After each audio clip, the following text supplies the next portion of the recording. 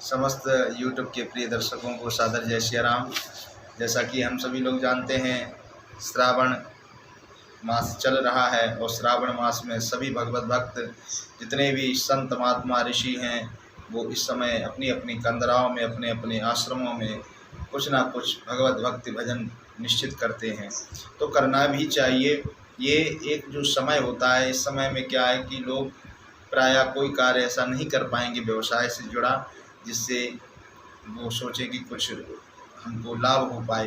तो इन स्थितियों में हम कम से कम उस परम तत्व के लिए, उस परमात्मा के लिए, उस ईश्वर के लिए भी समय दें जिसने हमें अपना यह बहुमूल्य समय देकर हमारे जीवन को बनाया है। भाई उस परमात्मा की ही तो देन है। इस पूरे धरा में समस्त जीव जितने भी हैं सभी भिन्न भिन्न हैं, भिन्न भिन्न मत के हैं, भिन्न भिन्न उनमें विचार हैं। तो ये सब परमात्मा दृष्टि है। तो उस परमात्मा के निमित्त ही हम सभी लोगों को यह प्रयास करना चाहिए कि कुछ नहीं तो इस श्रावण मास में, पवित्र मास में ज़्यादा ना हो सके तो रामचरितमानस की कुछ चौपाइयाँ जरूर पढ़ें और उनका भाषार्थ भी पढ़ें, जिससे कुछ अर्थ मिले और उस अर्थ से आपको भगवान की प्राप्ति भी हो। देखिए, जब हम किसी भी चीज़ को पा लेते हैं, चाहे सांसारिक अर्थ ही क्यों ना हो, जब सांसारिक अर्थ हमको मिलता है तो हमारे सारे कार्य बनने लगते हैं। ऐसे ही आध्यात्म है। आध्यात्म में जब तक आप आध्यात्म की गहराई यानी कि उसके अर्थ में नहीं जाएंगे तब तक आपको कुछ प्राप्त नहीं होने वाला है। तो उस अर्थ में जाने के लिए पहले छोटी छोटी सीढ़ियों से हम प्रारंभ करें। चाहे वो सुंदरकांड ले लो, चाहे वो आप रामचरितमानस ले लो, या बाबा गोस्वामी तुलसीदास जी का श्री हनुमान चालीसा, जो भी आपको अच्छा लगे तो उन सब का एक पठन पाठन का क्रम बनाइए। हम पढ़ेंगे और समझेंगे। तो आज के क्रम में हम बहुत अच्छे रामचरितमानस का ही अध्ययन चल रहा है इस समय। तो रामचरितमानस में बहुत अच्छा वर्णन है। रामचरितमानस वैसे भी देखा जाए बाबा गोस्वामी तुलसीदास जी के द्वारा ये सर्वश्रेष्ठ ग्रंथ लिखा गया है, जिस ग्रंथ में अनेक प्रकार के विचारों को, भावों को प्रकट किया गया है और इन भावों से जीव जो है अपनी जीवन जीने की शैली सीखता है। और ये जीवन जीने का सबसे बड़ा साधन भी है मनुष्य के पास। और इसे प्रत्येक घर में हम तो यही कहेंगे, पढ़ना भी चाहिए, सुनना भी चाहिए, मनन भी करना चाहिए, चिंतन भी करना चाहिए। जो ग्रह क्लेश हैं वो भी आपके दूर हो जाएंगे और आपको आनंद की अनुभूति होगी। ये मेरा विश्वास है। मान के रखिए, मान के चलिए कि ये रामचरितमानस में, राम की भक्ति में वो आनंद है शायद संसार के किसी भी पदार्थ में आनंद नहीं मिलेगा। चरितम रघुनाथस्य सतकोटि प्रविस्तरम एक अक्षरम पुंसाम महापातकनाशनम। भगवान की कृपा से आपके जीवन के समस्त पाप दूर हो जाते हैं। बड़े से बड़ा पातक क्यों ना हो, वो बस भगवान राम नाम रूपी जप को जो शुरू कर देता है वो निश्चित ही आनंदमय हो जाता है। मैं कोई अधिक बड़ा विद्वान नहीं हूँ, परंतु मैं यही चाहता हूँ कि थोड़ा थोड़ा यदि किसी के द्वारा आपको अच्छा मार्गदर्शन प्राप्त हो जाए तो वहाँ मार्गदर्शन लेने में कतई संकोच नहीं करना चाहिए। चाहे वो छोटा हो, चाहे वो बड़ा हो, जो भी हो। यदि ज्ञान की बात, आध्यात्म की बात, सत्य की बात, निष्ठा की बात, धर्म की बात कहता है तो उसे सहर्ष स्वीकार कर लेना चाहिए।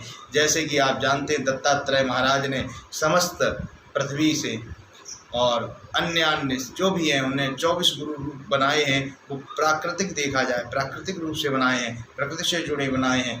हर एक चीज़ से सीखा है, छोटे से भी सीखा है। कोई कुकर्म में संलिप्त है उससे भी सीखा है।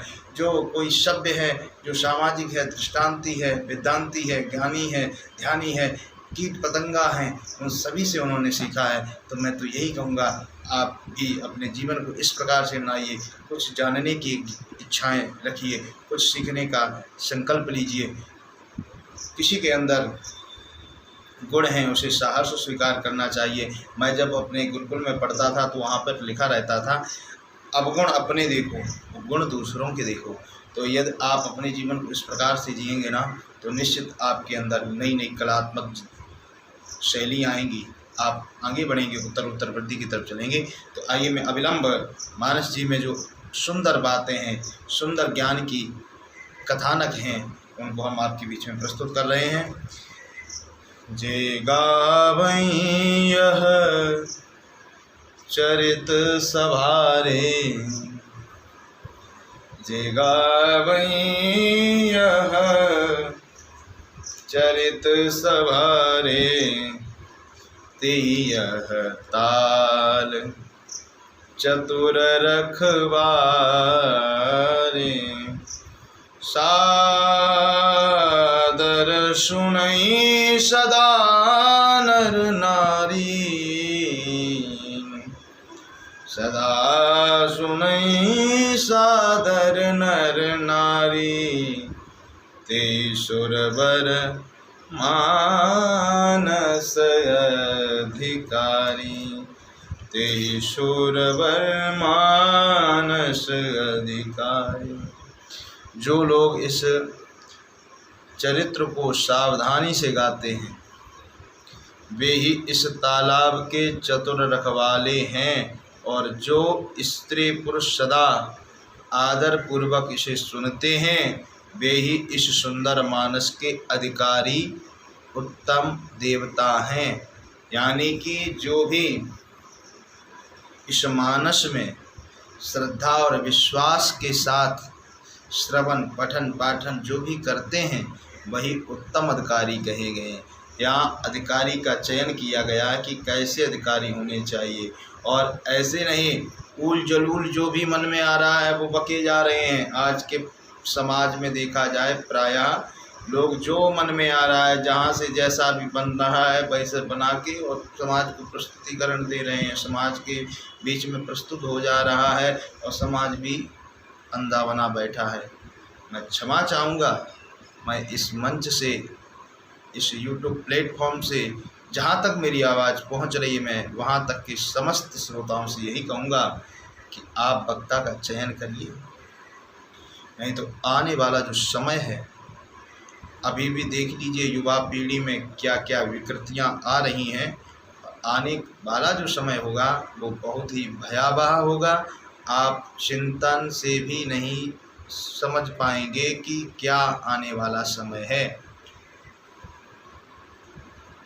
सभी लोग परेशानी से अपने आप को समाप्त कर ले रहे हैं, दुख से क्लेश से घबरा जा रहे हैं। मैं तो यही कहूँगा भैया वक्ता का चयन अच्छा होना चाहिए। यह चयन आपने अच्छा किया ना तो निश्चित वो ये जो मानस रूपी सरोवर है उसका वो चतुर रखवाला होगा, वो बहुत ध्यान से एक एक शब्द का आपके बीच में प्रस्तुतिकरण देगा ना तो आपको आनंद आएगा। और जब वो एक एक शब्द वक्ता के मुख से प्रस्फुटित होगा तो आनंद की धारा हमारे जीवन में ऐसे उतर जाएगी जैसे कि कोई निर्मल जल पीने वाला व्यक्ति संतोष से कहता है वाह बड़ा मीठा जल था, बड़ा आनंद आ गया। तो ऐसे ही ये मानस है, इस धरोहर को सभी लोग बचाओ सजो। और कहते हैं जो लोग मानस को सुनते और गाते हैं निश्चित ही उसका जीवन धन्य हो जाता है। ये धन्य कथा है, भगवान की कथा बड़े ही भाव से प्राप्त होती है।